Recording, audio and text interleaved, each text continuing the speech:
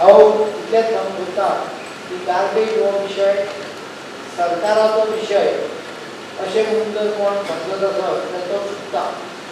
हो विशय आमचो सगळ्यांचो विशय.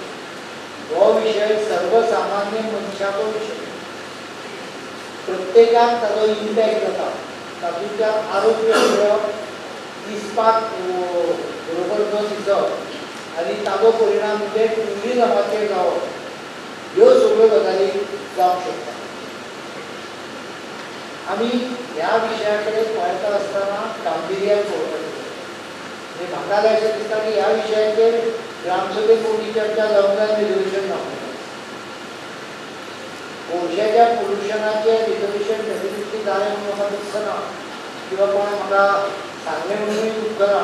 But that is not the important issue for panchayat. पंचायती ह्यो गोश्टी चड म्हत्वाच्यो, हाचेर चर्चा जावपाची आवश्यक. एक सालिगांव प्लांट येयलो म्हूण जायना, बाकीचे प्लांट येवपाक जाय. तेणें सांगलां दुसरे फुडल्या म्हयन्यात जातले, काकोळा आहा ते. असले वेर्ना सोबिगांव हांव समजता third one also is necessary. Airport आमचो थिंगा जवळ आसा, मोपा येता म्हणल्यार टायम आसा. थिंगा plane every time frequency is increasing. एक सुद्दां प्लेन सकयल पडलो 300-350 लोक मेलो जाल्यार आमचे गोंयकारांचे दोश येतलो की आमच्या गोंयांत प्लेन पडलो कित्याक बर्ड हीट जावन. हे आमी आमचे ब्लेम घेवपाक रेडी ना. ताका लागून थिंगा प्लांट सोबिगांवांत बेगीन येवपाक जाय.